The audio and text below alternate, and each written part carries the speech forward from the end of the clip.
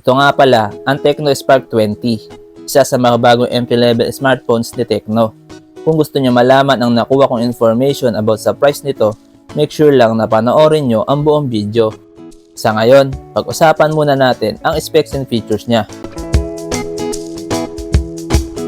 Meron itong 6.56-inch HD Plus IPS LCD display with 720 by 1612 pixel resolution at ito ay naka 90Hz refresh rate.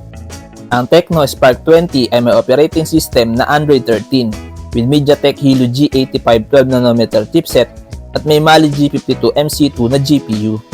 Ang phone na to ay may 8GB of RAM plus 8GB extended RAM at may 256GB of internal storage expandable via microSD.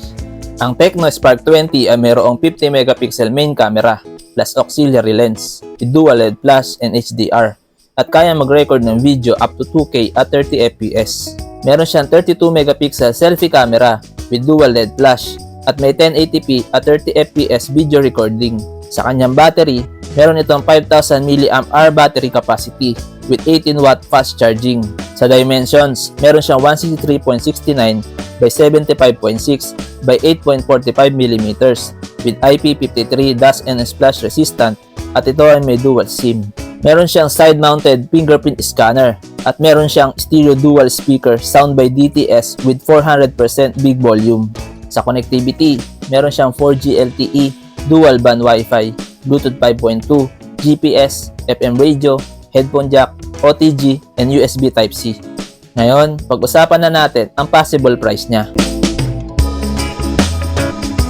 Posible niyo mabili ang Tecno Spark 20 sa Shopee sa 12 midnight ng December 7 ngayong taon. Gamit ang mga vouchers ay pwede nyo siya mabili sa halagang around 4,000 pesos dahil nakasale siya ng oras na yon. Make sure lang na sa Tecno Mobile Official Store kayo bibili. Ano sa tingin nyo guys? Sulit ba ang Tecno Spark 20? Please comment down below. At kung nagustuhan nyo ang video ito, huwag nyo kalimutan mag-subscribe, like at i-click ang notification bell. Maraming salamat! Peace!